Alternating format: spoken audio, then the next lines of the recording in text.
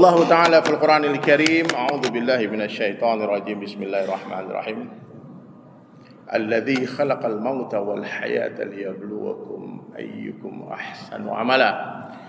Wa qala Nabi sallallahu alaihi wasallam fi hadis qudsi an Abi Darda radhiyallahu anhu yaqul sami'tu Abul Qasim sallallahu alaihi wasallam yaqul inna Allah qala ya Isa inni ba'itsu min ba'dika ummatan in asabahum ma yuhibbuna hamidullah wa in asabahum yakrahuna tasabu was-sabru wala hilma wala ilma kaifa yakunu hadza lahum wala hilma wala ilma ya rab qala Allah ta'ala u'tihim min hilmi wa ilmi atau kama qala Rasulullah sallallahu alaihi wasallam.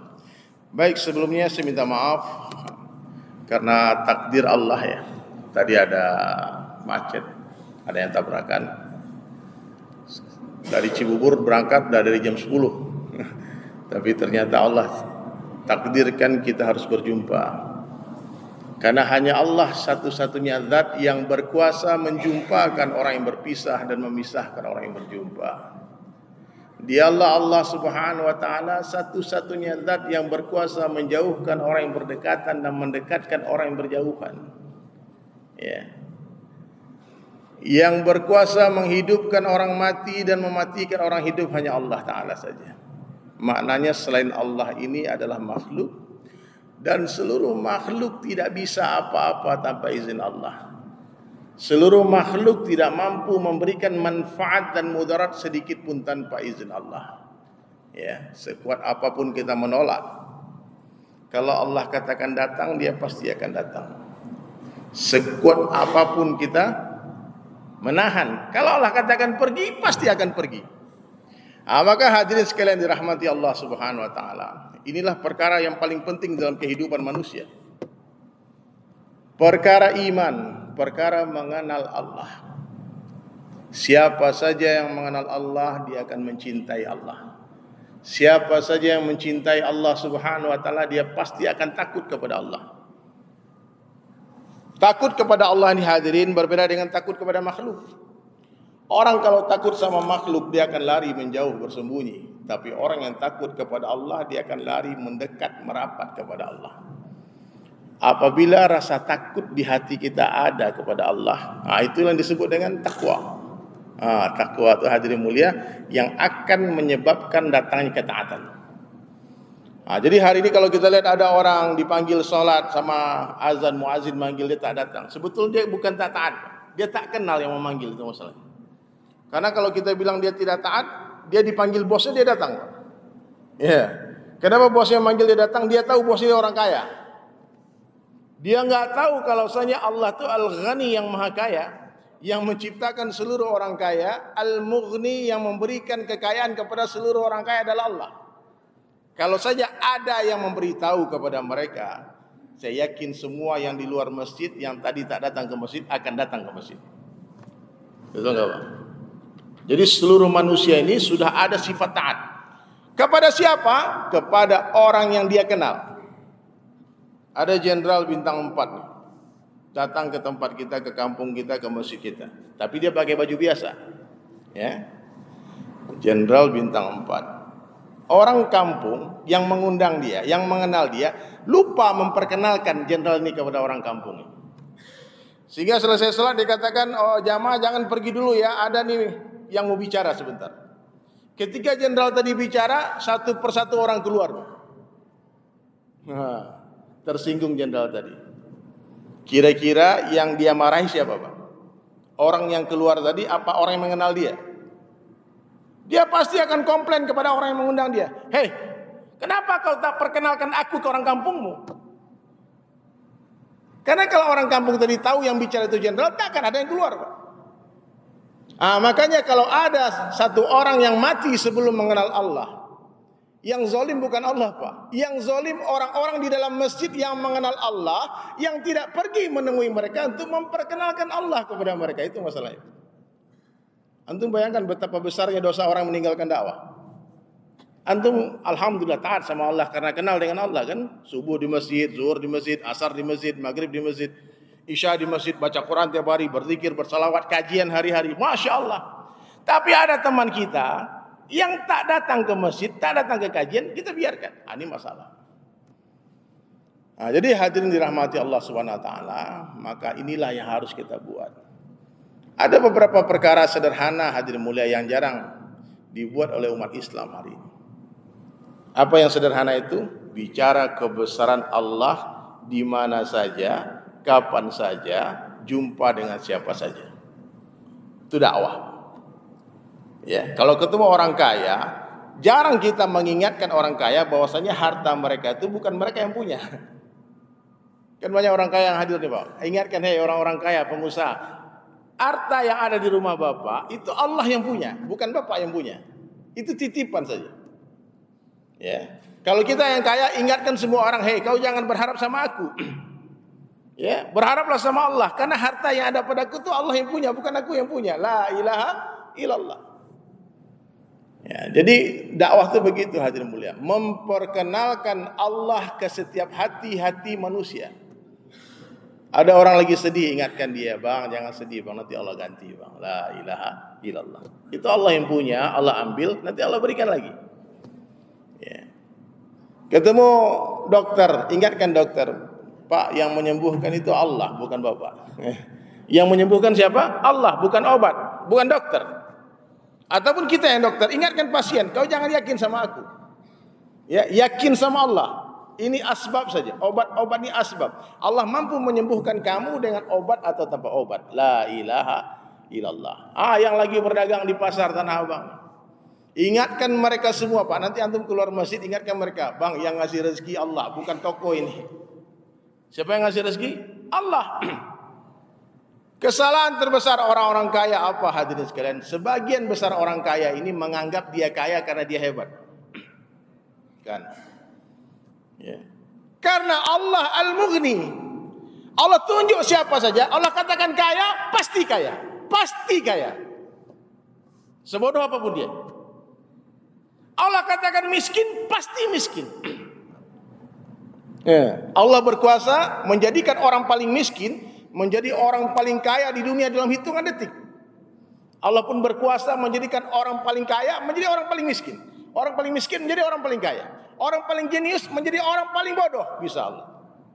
Berapa banyak dulu Pak kita lihat orang-orang hebat di kampung kita kan, tiba-tiba kita pulang kampung dia makan di tong sampah Pak. Allah rusak akalnya. Ya, ini yang cerdas-cerdas Pak. Antum perlu berpikir Pak. Allah yang memberi kita pikiran sehingga pikiran kita bisa berpikir. Jangan sombong. Saya teringat dengan perkataan Sayyidina Ali karramallahu wajhah. Apa kata beliau? Siapa saja yang yakin, siapa saja yang yakin dengan kekuasaan, maka Allah akan hinakan dia. Siapa yang yakin dengan harta benda, maka Allah akan kurangkan hartanya. Siapa yang yakin dengan akalnya, Allah akan matikan akalnya. Dan siapa yang yakin dengan ilmunya, Allah pasti sesatkan dia. Coba ulang lagi Pak ya. Siapa yang yakin dengan kekuasaan, Allah akan hinakan dia. Siapa yang yakin dengan harta, Allah akan kurangkan hartanya. Enggak akan cukup-cukup hartanya. Sudah miliaran dia punya. Siapa yang yakin dengan ilmunya, Allah sesatkan dia. Dan siapa yang yakin dengan akalnya, Allah matikan akalnya. Hanya orang yang yakin kepada Allah saja yang tak akan pernah Allah hinakan dia, tak akan dikurangkan hartanya, tak akan disesatkan dia, dan tak akan dimatikan akalnya. Yakinlah hanya kepada Allah. Kita ni nothing Pak. We are nothing. Kita tidak bisa apa-apa. Kita tidak bisa beri manfaat dan mudarat. Tidak mampu membahagiakan anak istri kita. Ingatkan anak-anak kita, ingatkan istri kita yang bekerja dan mencari rezeki boleh tidak ada nak. Wahai istriku, yang bekerja dan mencari rezeki boleh saja tidak ada, tapi yang memberi rezeki akan selalu ada. Siapa? Allah. La ilaha illallah. Suatu hari nanti mungkin aku tak mampu lagi berdagang, tak mampu lagi bekerja. Kau jangan khawatir. Ya. Allah tak pernah sakit. Allah yang menyembuhkan. Suatu hari nanti mungkin aku pergi berdakwah, melanjutkan kerja Rasulullah, naik gunung, turun gunung, ke pesisir pantai, ke semua, ke pulau-pulau terpencil, tak sempat mencari nafkah, nak. Wah istriku, ayah tak sempat bekerja, nak. Sibuk berdakwah. Kamu jangan khawatir, Allah tak pernah pergi, Allah ada bersamamu. Dan suatu hari nanti aku pasti mati. Allah yang menghidupkan dan Allah tak pernah mati. La ilaha illallah. Allah mampu memberi kamu rezeki melalui tangan ayah. Allah mampu memberimu rezeki melalui tangan orang lain, ataupun Allah tak gunakan tangan siapapun, langsung dengan kudratnya Allah hantarkan rezeki ke rumah ini. La ilaha illallah. Inilah hadirin mulia yang diajarkan baginda Nabi SAW kepada kita umatnya. Jaddidu imanakum, kata Nabi, perbaharuilah iman kalian. Kaifan nujaddidu imanana ya Rasulullah? Bagaimana cara memperbaharui iman kami ya Rasulullah? Maka Nabi menjawab, aksiru min qawli la ilaha illallah. Ayo semuanya Pak, suaranya mana Pak? La ilaha illallah. La ilaha illallah. Banyak-banyaklah kalian mengucapkan kalimah la ilaha illallah. Di mana saja, kapan saja, jumpa siapa saja, katakan la ilaha illallah. Di hari kita bicara kebesaran Allah, maka di hari itu iman kita meningkat, hadirin. Di hari kita bicara kebesaran selain Allah, maka hari itu iman kita turun. Nah, gitu Pak. Hari ini banyak orang, bapakku hebat, kakakku, abangku, pamanku, kawanku hebat, atau aku, ini na'udzubillah. Wa rabbaka fakabbir, itu maknanya apa? Besarkanlah Rabbmu Allah Ta'ala saja. Tidak ada yang boleh dibesarkan selain Allah. Agungkan Allah. Yang hebat itu siapa? Hanya Allah saja. La ilaha illallah. Maka mulai hari ini hadirin mulia, berhentilah mengaku-ngaku, merasa hebat. Ini karena aku nih, toko ini kalau nggak ada aku bangkrut nih. Ini mesti nih kalau nggak ada aku sepi nih. Aku nih yang memberikan. Dia kalau aku nggak ajak nih masih mabuk dia nih. Ini bahaya. Yang mampu memberi hidayah hanya Allah. Yang berkuasa memberikan manfaat dan mudarat di dunia dan di akhirat hanya Allah saja. Maknanya selain Allah adalah makhluk, dan seluruh makhluk tidak bisa apa-apa, bukan apa-apa, bukan siapa-siapa tanpa izin Allah. Bahkan Nabi, Pak. Nabi, bayangkan Nabi, Pak. 124.000 orang Nabi berkumpul, berjuang siang dan malam, hendak memberi hidayah satu orang manusia yang mereka sukai, tak akan mampu tanpa izin Allah. Nabi tak mampu bagi hidayah, apalagi cuma kita. Ya, jangan heran Pak, ada kiai anaknya tidak dapat hidayah. Kiai apa itu? Jangan kau salahkan kiainya. Karena Nabi ada anaknya tak dapat hidayah. Nabi Nuh alaihissalam tak mampu meyakinkan anak istrinya, padahal Nabi ulul azmi. Nabi Ibrahim alaihissalam tak mampu merayu ayah ibunya. Baginda Rasulullah SAW tak mampu merayu paman-pamannya. Jadi kalau bapak-bapak, ibu-ibu ini sekarang datang ke masjid, itu tanda Allah sayang, kasih sayang Allah kepada kita. Yufaqihu fid din, diberikan kita kefahaman akan perkara agama. Diberikan di hati kita keyakinan Islam itu ya'lu wa la yu'la alaih. Islam itu tinggi, tak ada yang lebih tinggi dari Islam. Letakkan agama di atas kepala, dunia dijinjing di tangan, Pak. Agama dijunjung, gitu. Dunia dijinjing. Agama dijunjung di atas kepala, dunia di tangan. Kalau agamanya mau jatuh, lepaskan dunia, pegang agama, itu betul. Ini kebalik Pak, dunia di atas kepala, agama dijinjing. Kalau langgang kedai Pak, lepe agama tinggal sembahyang. Ambil barang risiko, cari risiko. Ini masalah hadirin mulia.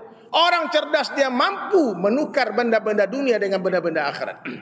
Dia berani mengorbankan dunia untuk akhirat, bukan mengorbankan akhirat untuk dunia. Na'udzubillah. Ada transaksi nih, Masya Allah. Tamu datang nih, ini kalau dilanjutkan transaksi untunglah 2M kan. Azan berkumandang. Pilih mana Pak? Lanjutkan transaksi apa azan ke masjid? Ini ujian iman Pak. Antar lagi kan sholat bisa di toko. Gagal kita Pak. Apa maksud Allahu Akbar? Maksud Allahu Akbar itu tamu kecil Pak. Masuk Allahu Akbar itu presiden kecil, gubernur kecil, menteri kecil. Itu maksudnya Pak. Bos-bos kecil. Bahkan maksud Allahu Akbar itu hadirin Jibril alaihissalam kecil. Itu malaikat Jibril itu pernah diusir sama Nabi Ibrahim. Ketika malaikat Jibril hadirin mulia hendak merayu Nabi Ibrahim, mencoba mengetes imannya. Ketika Nabi Ibrahim alaihissalam hendak dibakar, maka malaikat Jibril galau Pak. Ya Allah, ini kekasihmu Khalilmu hendak dibakar. Izinkan aku menolong dia. Turun hadirin. Apa jawaban Nabi Ibrahim alaihissalam? Hasbunallah wa ni'mal wakil. Wahai Jibril, cukup bagiku Allah. Cukup Allah sebagai penolongku. Hasbunallah wa ni'mal wakil. Malaikat Jibril dinafikan. Ini hari ada langang kadai pergi ke dukun, Pak. Ada masalah pergi ke dukun. Hari ini kemarin sempat viral dukun-dukun kan. Bangga orang, Pak. Pejabat-pejabat, artis-artis. Pergi bawa dukun seorang-seorang itu. Kemusyrikan yang nyata, hadirin mulia. Jin, minta ke jin. Sementara Bapak Tauhid Nabi Ibrahim AS mengajarkan kita untuk menafikan Jibril AS. Jibril. Aina nusratullah, mana pertolongan Allah hari ini? Karena kita agak berharap kepada Allah, Allah enggak bantu, Pak. Hari ini umat Islam yakin dengan kekuasaan, yakin dengan harta benda, yakin dengan ekonomi, yakin dengan tentara, yakin dengan senjata. Kita lupa Allah Ta'ala pernah menghancurkan kerajaan terbesar di dunia dengan seekor nyamuk yang sudah rusak sebelah sayapnya. Lupa, Pak. Ya. Allah itu punya tentara banyak, Pak. Fir'aun dibenamkan di Laut Merah. Qarun dibenamkan di dalam tanah. Allah kalau mau benamkan orang, suka-suka Allah, jadi mana aja Allah bisa benamkan. Ya. Sejarah telah mencatat seluruh orang jahat, seluruh orang zalim, Allah binasakan mereka semua. Pasti Allah hinakan. Pasti. Jadi jangan khawatir, Pak. Orang jahat sama kita, orang zalim sama kita, tenang aja. Karena pengadilan di dunia bukanlah pengadilan yang sesungguhnya. Yang menang di dunia belum tentu benar, yang kalah belum tentu salah. Maka orang beriman betul-betul sadar betul, hadirin mulia, dunia ini bukanlah tempat tinggal, tapi dunia tempat meninggal. Ini materi kita pagi siang hari ini, Pak. Dunia sementara, akhirat selama-lamanya. Dunia ini enggak lama, Pak, sebentar saja. Kok kayu sekarang Pak kaya, kita sekarang kaya itu tak lama, Pak. Sebentar aja. Yang satu persatu orang kaya mati masuk kubur, Pak. Apa yang dia bawa? Kata Buya Hamka, apa yang kita makan akan jadi kotoran. Apa yang kita tinggalkan akan jadi rebutan. Dan apa yang kita infakkan di jalan Allah, itulah rezeki kita sesungguhnya. Tak paham juga, Pak. Sibuk mengumpulkan dunia, mengajar-ngajar dunia, tahu-tahu meninggal dunia. Berapa banyak kita lihat orang yang ingin bangun rumah, tahu-tahu dia mati sebelum rumahnya selesai. Ya. Berapa banyak orang yang ingin beli mobil, tahu-tahu mati sebelum punya mobil. Ada yang ingin menikah, tahu-tahu mati sebelum ijab kabul. Kematian adalah sebuah kepastian. Ini yang hadir nih, Pak, mohon maaf, Pak. Ini kalau saya perhatikan nampaknya nggak lama lagi. Iya, Pak, ya. Nggak lama lagi, Pak. Nggak sampai 100 tahun lagi, mati semua nih. Umur umatku kata Nabi 60-70 tahun saja.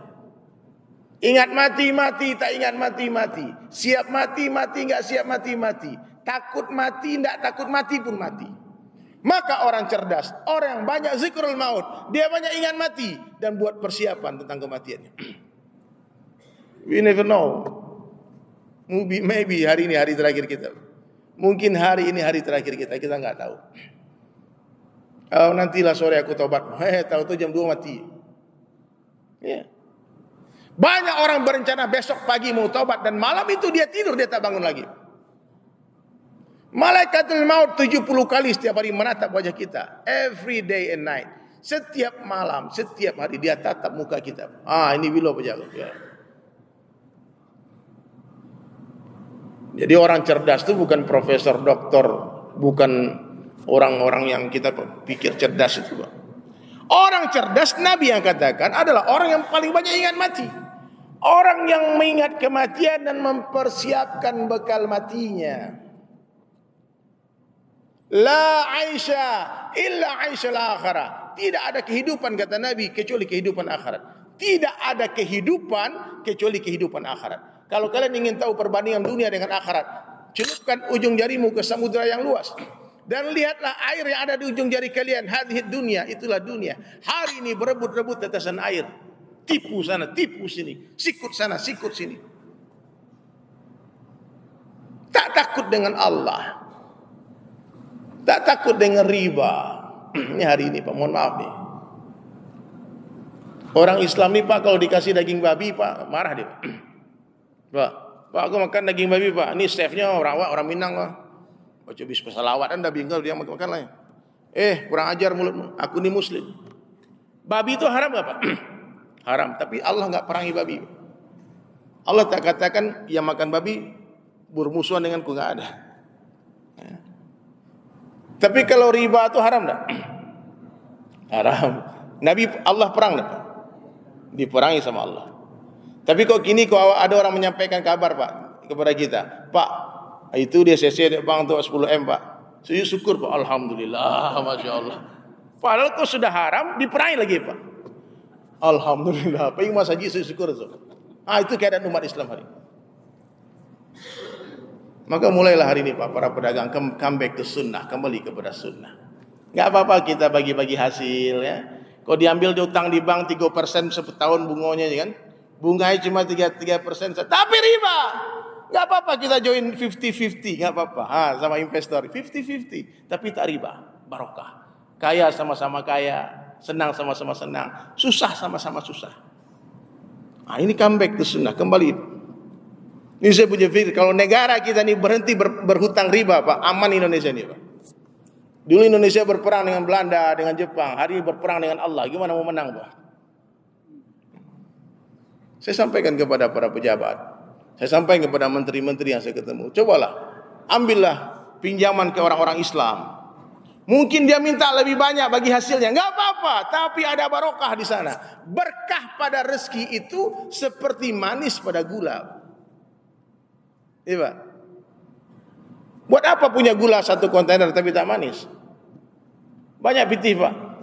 Tapi sakit-sakitan, rumah tangga tak selesai. Ini masalah, ini tak bahagia, ini fitnah sana sini. Maka kalau mau bahagia Pak, betul-betul Pak, bahagia itu harga mati.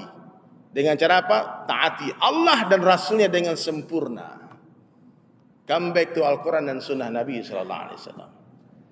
Ya, kembalilah, amalkan semampunya, tapi niat kita sempurna. Meskipun belum mampu menghidupkan agama 100%, tolong jangan tinggalkan 100%. Amalkan semampunya. Jadi hadir sekali, itulah beda dunia dengan akhirat. Dunia sementara, akhirat selama-lamanya. Dunia bukan tempat tinggal, tapi dunia tempat meninggal. Sekarang kita di atas tanah, tak lama lagi tanah di atas kita. Sekarang dunia nyata, akhirat cerita. Setelah mati, akhirat nyata, dunia tinggal cerita. Makanya kalau mau bertaubat, sekaranglah saatnya. Jangan tunggu nanti keburu mati. Jangan tunggu kapan-kapan, nanti keburu dikafani. Kain kafan tak berkantong. Sekali-sekali berziarahlah ke pemakaman. Dan lihatlah kuburan itu tak sama panjangnya. Maknanya kita semua bisa mati tiba-tiba. Kalau lahir memang lebih duluan ayah dari anak, tapi urusan kematian kadangkala lebih duluan cucu daripada kakek. Ya, jadi hadirin sekalian, kita sampai jam berapa nih Pak? Sampai jam 1. Ya. Itu yang pertama. Allah kuasa, makhluk tak kuasa, dunia sementara, akhirat selama-lamanya. Boleh diikuti kalimat ini Pak. Kalimat ini kalimat kalam dakwah Pak. Nanti kalau Bapak ketemu orang sampaikan, "Hei bro, Allah kuasa, makhluk tak kuasa, dunia sementara, akhirat selama-lamanya." Boleh Pak semua saya talkinkan kalimat ini Pak, diikuti ya. Allah kuasa. Nggak kurang semangat Pak. Yang semangat dikit ibu-ibu ikut ya. Allah kuasa. Makhluk tak kuasa. Dunia sementara, akhirat selama-lamanya. La ilaha illallah.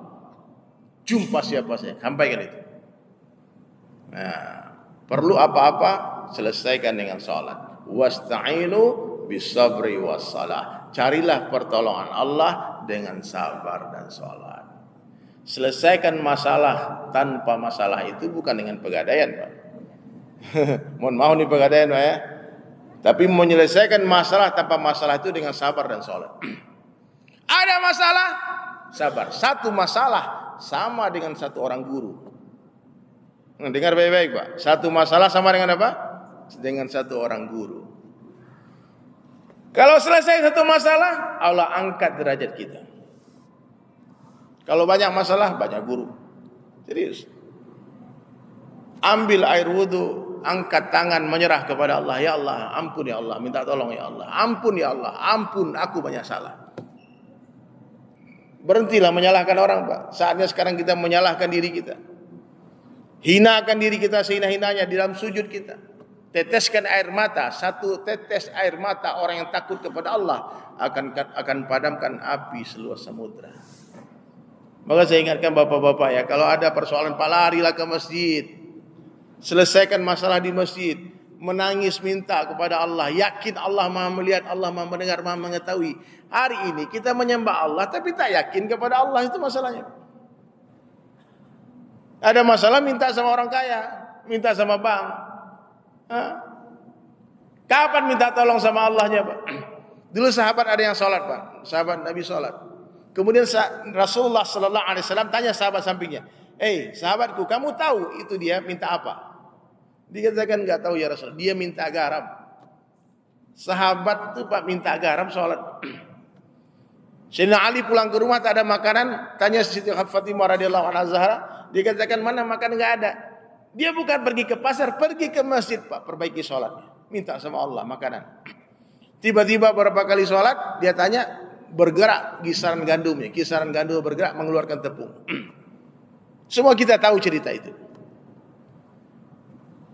Kalau ada masalah, Pak, selesaikan dengan sholat. Kalau perlu sepanjang malam sholat. Iya, ada utang banyak tak mampu lagi menyelesaikan, selesai sholat hajat 100 rakaat setiap malam. Nanti Allah bagi jalan. Serius, teman saya banyak mengal. Karena kalau dengan logika, ada persoalan ini tidak bisa diselesaikan oleh kecerdasan kita, Pak. Tak mampu kita menyelesaikannya. Banyak orang-orang kaya di sekitar kita, Pak, tapi tak ada yang tergerak hati membantu kita. Karena hati orang ini dalam genggaman Allah, Pak. Maka minta sama Allah, ya Allah, perbaiki hati istriku, ya Allah, biar dia sayang kepadaku, taat kepadaku, ya Allah. Ya Allah, lembutkan hati suamiku, ya Allah, sehingga dia muliakan aku, ya Allah. Begitu, Pak. Hati suami ada dalam genggaman Allah, hati istri ada dalam genggaman Allah, hati customer kita, supplier kita ada dalam genggaman Allah. Kalau sudah sholat dijadikan sebagai solusi semua masalah kita, aman. Laki-laki, Pak, yang paling penting nih, kita ini laki-laki, tidak ada sholat bagi kita kecuali 5 waktu berjamaah di masjid yang fardu, ya.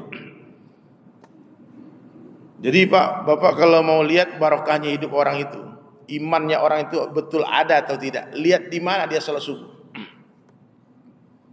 Siapa yang bangun di waktu subuh, di waktu pagi hari, lalu dia pergi ke masjid, kata Nabi SAW, sungguh dia telah membawa bendera iman.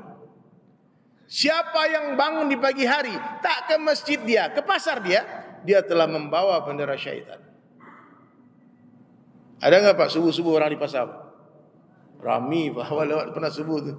Dia mengajam pada jam 3 lah di pasar. Jam 2 lah di pasar, Pak. Datang dari Tasik, dari Mamabu barang, rabui-rabui.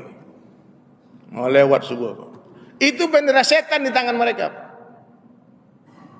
Sampai Nabi katakan dalam satu hadis, ra'atain fajri khairan minad dunya wa ma fiha. 2 rakaat salat sunnah sebelum salat subuh itu lebih baik daripada dunia beserta isinya. 2 rakaat salat sunnah sebelum subuh itu khairan minad dunya wa ma fiha. Pak, kita kehilangan dompet aja, Pak, sedih enggak kawan-kawan? Kehilangan tas beserta isinya, sedih. Ini bukan kehilangan tas, Pak, kehilangan dunia beserta isinya. Bahaya waktu subuh ini, Pak. Antum tahu bahaya waktu subuh ini? Di dunia ini ada apa? Semua ada. Anak istri. Maka mulai hari ini, Bapak, abang-abangku semua, udah-udahku, niu-niku yang ada di sini, Masya Allah, please, kalau mau memperbaiki kehidupan, perbaiki sholat. Orang yang memperbaiki sholatnya, dia sedang memperbaiki kehidupannya. Orang yang sedang memperbaiki sholatnya, dia sedang memperbaiki kehidupannya. Hari ini orang kalau meruntuh masjid, kita ngamuk, kita marah, betul nggak, Pak? Pernah dengar cerita ada orang merubuhkan masjid, ngamuk kita satu dunia. Ini merobohkan agama, Pak. Antum tahu orang yang tak sholat itu, Pak, orang-orang Islam yang tak sholat, yang ada di Tanah Abang ini, mereka sedang meruntuh agama. As-sholatu imaduddin, sholat itu tiang agama, Nabi yang bilang. Sholat itu tiang agama. Siapa yang mendirikan sholat, dia telah mendirikan agama. Siapa yang meninggalkan sholat, dia meruntuhkan agama. Kok orang yang meruntuh agama kita jadikan sahabat karib? Dibayarin tetalua, makan lontong, bawa naik motor, main futsal sama-sama. Sama orang yang tidak sholat.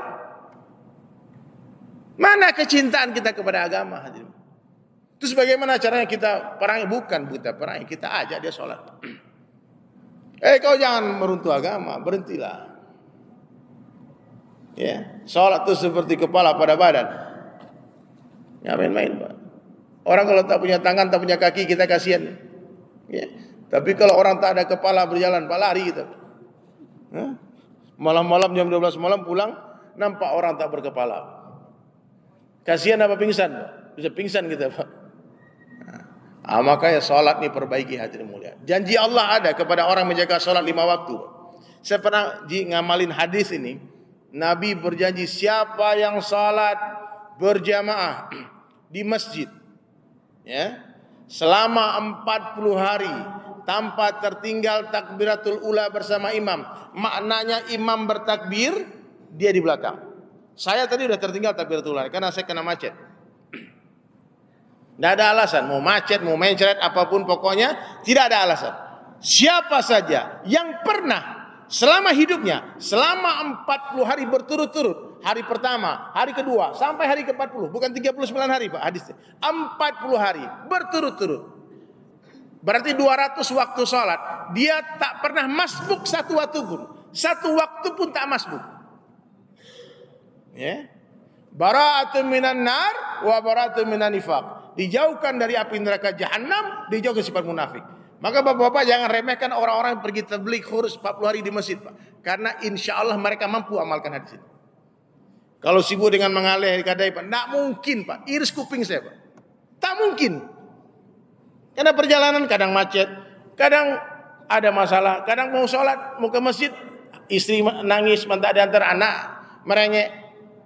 Tapi kalau kita khususkan waktu 40 hari, matikan handphone, khususkan waktu, infakkan waktu khusus bermesraan dengan Allah 40 hari dari masjid ke masjid menunggu waktu-waktu sholat. Saya pernah coba itu, Pak. Saya hitung hari pertama saya catat, oke. Hari kedua oke. Udah hampir 40 hari, Pak. Udah azan, wah ini dua janji Nabi ini nggak main-main, Pak. Kebebasan dari sifat munafik dan dari api neraka jahanam. Tahu-tahu bunyi-bunyi perut, Pak. Entah makan apa tuh. Lari ke toilet, pas balik ke masjid, imam sudah takbir. Kata ustadz yang mengajari saya, dikatakan kau ulang hitung dari hari pertama. Karena hadis itu 40 hari berturut-turut, Pak. Ya, luangkanlah waktu 40 hari itikaf di masjid, Pak. Kalau bosan di satu masjid, pindah-pindah ke masjid lain. Minimal untuk amalkan hadis ini. Luangkan, korbankan waktu. Ini nggak main-main, Pak. Orang-orang pergi khurus, pergi tabligh itu jangan diremehkan. Jangankan 4 bulan, 40 hari, 3 hari aja berat, Pak. Saya, Pak, untuk diajak itikaf 3 hari 3 malam di masjid, 3 tahun proses waktunya, Pak. Insya Allah terus. Makanya kalau ada orang bisa 3 hari 3 malam di masjid, Pak, saya cium tangannya bolak-balik, Pak. Jangan, tapi matikan handphone ya, jangan mengalih.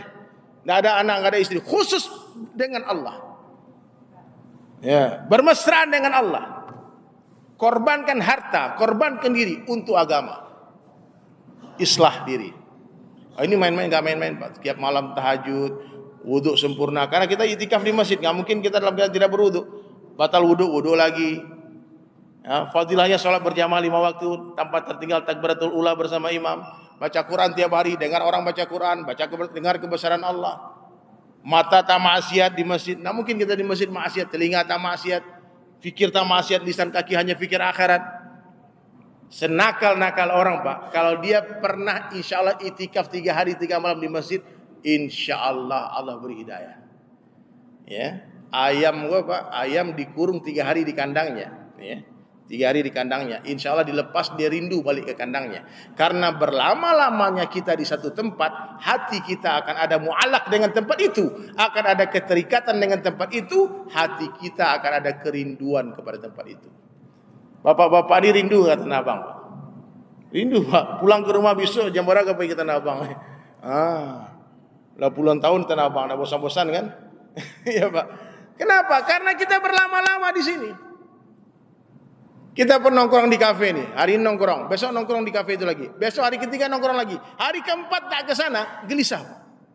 Ada yang kurang rasanya.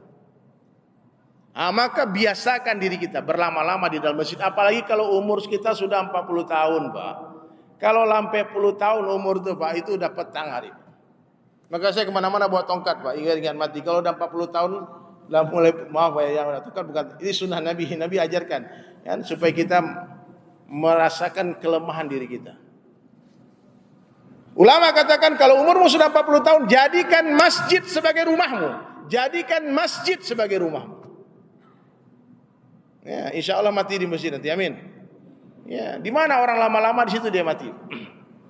Bagaimana hidupmu begitulah matimu. Bagaimana hidupmu begitulah matimu. Orang yang sibuk dalam kebaikan insya Allah matinya husnul khatimah.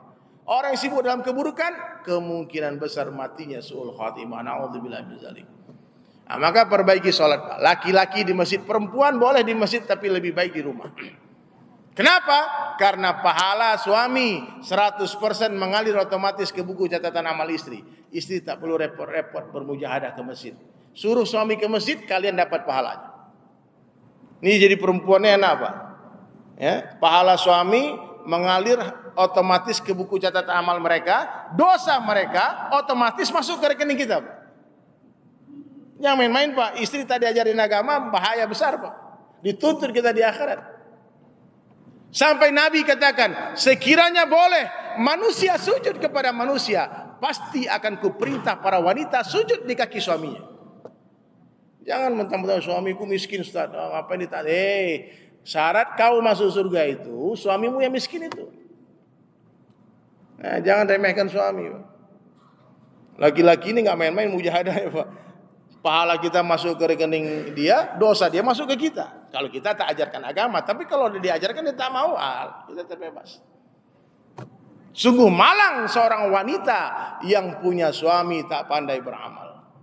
Sungguh malang nasib wanita yang punya suami hanya pandai cari piti saja. Fulus, duit. Cinta, cuan, cuan, duit. Yang ditransfer buku catatan amal saja, buku catatan bank saja. Yang ditransfer buku rekening bank saja, buku catatan amal tak ditransfer. Nanti di akhirat dituntut suaminya. Mana pahalamu? Kau dulu minta tas ini, minta ini. Habis waktu suami mencari duit. Maka mulai hari ini mulai hidupkan ta'lim di rumah, kenalkan Allah kepada anak istri, karena di kubur tak ditanya siapa suamimu. Yang ditanya siapa Tuhanmu, man rabbuka, siapa Tuhanmu. Jadi kalau bini Pak, orang rumah kita tidak taat sama kita jangan marah Pak. Kalau istri tak taat sama kita mesti introspeksi diri. Apa salahku? Kenapa istriku tak taat sama aku? Kita boleh marah kepada mereka kalau mereka tak taat kepada Allah. Tidak sembahyang orang rumah, tidak pakai hijabnya, boleh kita marahi Pak. Ya. Tapi kalau urusan pribadi kita Pak, hati-hati, introspeksi diri. Ya Allah, bukankah janji Nabi, siapa yang mentaati Allah perintah seluruh makhluk mentaati dia. Kenapa hari ini anakku, istriku tak taat sama aku? Ya Allah, tadi aku maksiat rupanya. Aku tak taat kepada Allah, makanya manusia tak taat, anak buahku tak taat, semua tak taat. Semua menyusahkan.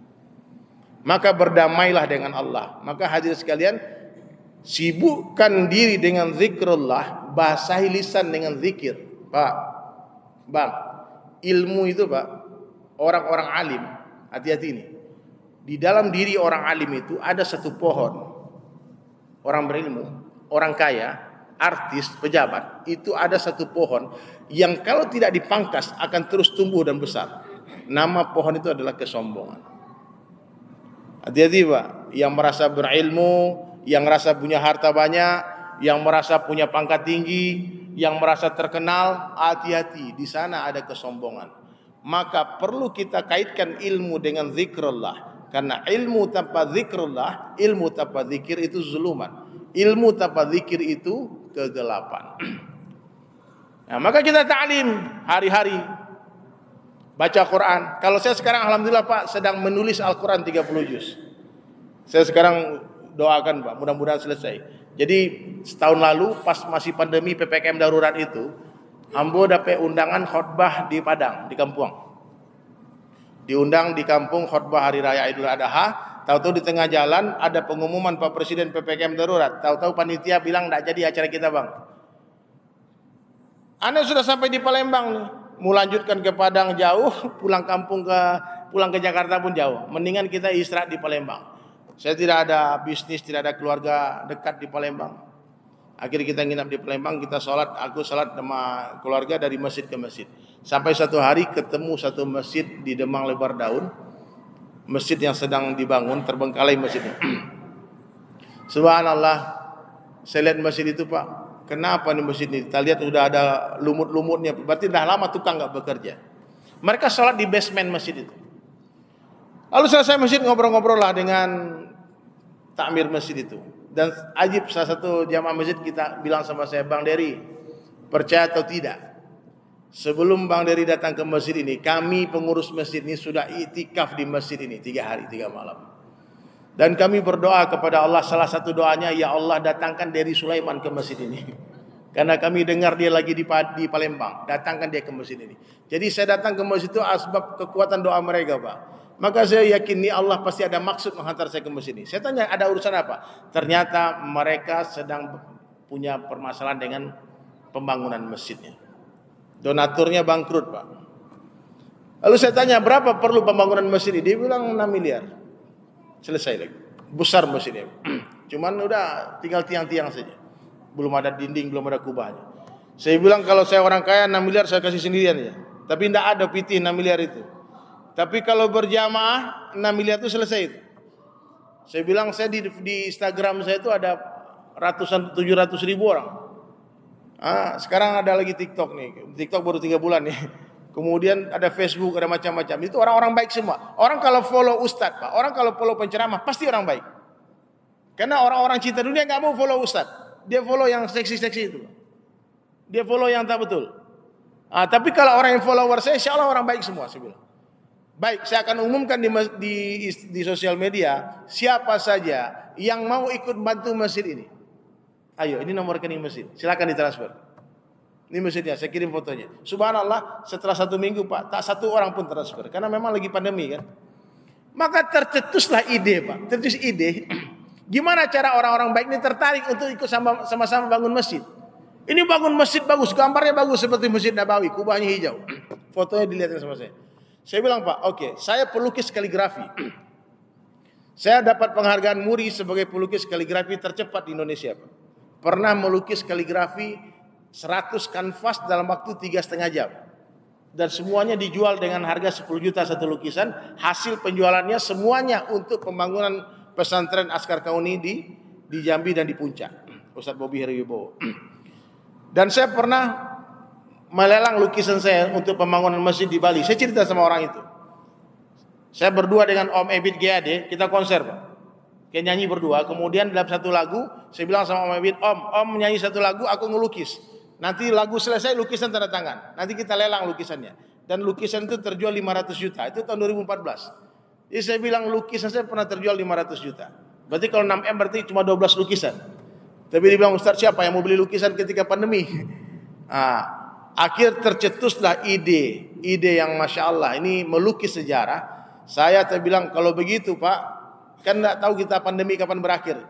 Saya jabat tangan dia, insya Allah saya akan temani mencarikan dana untuk masjid ini sampai selesai dengan cara melukis Al-Quran 30 juz. Ini ngeri Pak. Al-Quran ada 604 halaman. Jadi satu halaman akan saya tulis nama donatur. Siapa saja yang mau donasi 10 juta untuk masjid, transfer ke masjid bukan ke saya, namanya akan saya tulis di halaman lukisan itu. Al-Fatihah 1 orang sampai Anas nanti. Maka saya umumkan, alhamdulillah sampai hari ini terkumpul sudah 510 halaman. Takbir. Allahu Akbar. Dan saya sekarang sudah menulis 12 juz Al-Quran. Jadi menulis sambil membaca Al-Quran. Jadi kalau bapak-bapak mau nama adalah salaman, bapak transfer ke masjid, lihatkan bukti transfernya, nanti saya catat. Nanti akan dapat 1 halaman lukisan. Lukisan ini boleh dibawa pulang, boleh dititip di masjid itu. Kalau dibawa pulang berarti akan ada double lukisan itu untuk didisplay. Karena masjid itu akan menjadi masjid pertama di dunia yang dihiasi Al-Quran 30 juz dengan lukisan tangan. Bapak Ibu boleh lihat nanti di sosmed saya kalau mau tahu ya. Kalau ada punya rezeki, aku maulah 10 halaman, 2 halaman. Sebenarnya saya cerita Pak di podcastnya Dr. Richard Lee, dia orang Kristen. Di YouTube dia undang. Saya cerita saya orang Palembang karena dia orang Palembang, saya cerita. Saya lagi bangun masjid di Palembang. Dia bilang, "Ustaz, maaf sebelum ketemu Ustaz, saya sudah dari dulu pengen bangun masjid. Saya pengen bangun. Boleh enggak orang Nasrani bangun masjid?" Saya bilang, "Kenapa enggak boleh? Mungkin itu pintu hidayah untuk dia." Dia bilang, "Boleh enggak saya bantu masjid itu?" Boleh. Saya bantu 2 halaman. Saya bilang, "Masya Allah nih orang Kristen bantu masjid 2 halaman." Kalau dia dengan niat menghinakan saya pasti tolak. Tapi ini hidayah, Pak. Kemudian ketemu lagi di Palembang sama dia bilang, boleh nggak saya lihat masjid itu langsung? Dia lihat masjid, dia lihat Pak, dia Masya Allah, dia bilang boleh nggak saya bantu 1 juz. Akhir Dr. Richard Lini menyumbang masjid itu 22 halaman, Pak. Dia sendirian. Kemudian saya bilang sama dia, dokter login aja dok. Login, nanti ada username-nya, nanti dikasih nama. Dia bilang, simulasi dulu lah. Saya ajarkan dia, Pak. Saya ada dia. Asyhadu an la ilaha illallah wa asyhadu anna Muhammadar Rasulullah. Dia bersyahadat kemudian takbir. Cuma dia bilang ini masih simulasi dulu. Nanti kalau saya sudah betul-betul siap, nanti saya umumkan di TV gitu. Doakan ya, doakan nanti kalau lagi sholat doakan ya Allah beri hidayah Dr. Richard Lee, orang baik. Ya. Ya, jadi intinya dia sudah ucapkan syahadat itu. Tinggal pengakuan dia di depan publik saja. Karena setelah orang bersyahadat, Pak, dia harus mengumumkan di depan orang, I'm Muslim. Jadi kalau Bapak syahadatkan orang, kalau dia tak mengaku, berarti belum sah persyahadatannya. Ya, dia harus katakan kepada orang lain kalau dia orang Islam. Itulah ceritanya. Nanti kalau ada yang berminat, mungkin habis ini boleh nanti ikut. Bang Dery, aku ikutlah sehalaman 2 halaman, silakan ya. Nanti saya kasih nomor rekening masjidnya. Itu sekedar info untuk pembangunan istana di surga dan kita berkolaborasi, bekerja sama. Ini Tanah Abang belum masuk nih, Pak. Dari Tanah Abang belum ada 1 halaman pun, belum. Karena memang belum dikasih tahu orang Tanah Abang. Ya, jadi mudah-mudahan ini ada di sini yang abang-abang, bapak-bapak yang Allah beri kelebihan harta. Mudah-mudahan sisa yang 90 halaman itu selesai dalam bulan ini, amin. Sehingga saya hanya fokus melukis saja dan masjid ini insya Allah tahun ini akan selesai sampai 30 juz, amin. Dan itu hadirin mulia, udah jam 1:05. Kesimpulannya apa? Jadilah orang baik, jangan lelah jadi orang baik. Tetaplah berbuat baik meskipun orang jahat sama kita. Balas kejahatan orang dengan kebaikan. Letakkan diri di bawah rumput, jangan sombong. Katakan setiap hari sebaik-baik saya lebih baik orang lain, seburuk-buruk orang lain lebih buruk saya. Coba diikuti Pak semuanya. Sebaik-baik saya lebih baik orang lain, seburuk-buruk orang lain lebih buruk saya. Coba ulangi Pak.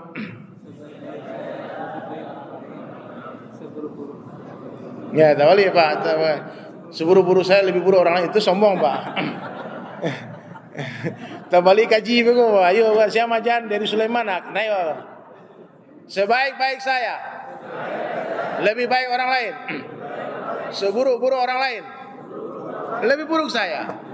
Nih Bapak, abang-abang saya lebih baik apa-apa lebih baik dari saya. Kenapa? Karena hari lahirnya orang tua itu lebih dekat ya dengan hari lahirnya Rasulullah ketimbang saya. Maka saya wajib memuliakan orang yang lebih tua karena kedekatan mereka dengan baginda Rasulullah sallallahu alaihi wasallam. Ya, Pak, berapa hari lagi nih Maulid Nabi ini, Masya Allah ya. 12 Rabiul Awal. Kalau lihat anak muda katakan adik-adik itu lebih baik dari saya. Kenapa? Saya lebih duluan bermaksiat daripada dia. Pasti dosa saya lebih banyak daripada dosa dia. Orang kaya lebih baik. Kenapa? Oh, zakatnya Pak itu se-M, 200M, 300M. Kayak kemarin udah ketemu orang bayar zakat 800 miliar. Dia berzakat setahun 800 miliar. Pasti Bapak itu pahala lebih banyak. Bangun masjid, berangkatin orang umroh ribuan orang setiap tahun. Bangun pesantren, bangun masjid. Pasti orang kaya itu lebih baik dari saya. Lebih banyak pahalanya. Kalau lihat orang miskin, katakan orang miskin itu lebih baik dari saya. Kenapa? Tak banyak hisab abang itu di akhirat. Pasti dia lebih duluan masuk surga dari saya. Paham? Letakkan diri di bawah rumput. Allah bagi kita 2 mata. 1 mata selalu melihat kebaikan orang lain. 1 mata selalu melihat keburukan diri sendiri. Ya Pak? Jangan lihat aib orang terus Pak. Jangan bagunjang sepanjang hari. Dia ahli tahu pajak atau pajak. Padahalnya dah benar. Ya, bicarakan kebaikan orang, maka Allah pindahkan kebaikan orang itu kepada kita. Kalau kita bicarakan keburukan orang, tanpa sadar Allah akan pindahkan keburukan orang itu kepada kita. Dan yang terakhir, banyak-banyak lagi yang mati. Ya, kau kaji Pak. Dunia sementara, akhirat selama-lamanya. Tak ada yang pasti di dunia selain kematian.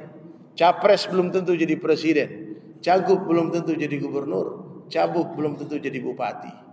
Tapi kalau camat Bapak, calon mati pasti mati. Orang kaya mati. Orang miskin mati. Raja-raja mati. Rakyat biasa. Itu ada lagu. Cari di YouTube Bapak ya. Tapi jangan lupa like, comment, and subscribe. Itu dari saya, dari Sulaiman. Sekurus-kurusnya ikan pasti ada dagingnya. Segemuk-gemuknya ikan pasti ada tulangnya. ambil dagingnya, buang tulangnya, ambil yang baik, buang yang buruk, ambil yang jernih, buang yang keruh. Wabillahi taufiq wal hidayah. Assalamualaikum warahmatullahi wabarakatuh. Kita tutup dengan doa kifaratul majlis. Subhanallah bihamdi, subhanakallah bihamdika, asyhadu an la ilaha illa anta, astaghfiruka wa atubu ilaik. Jazakallah khair.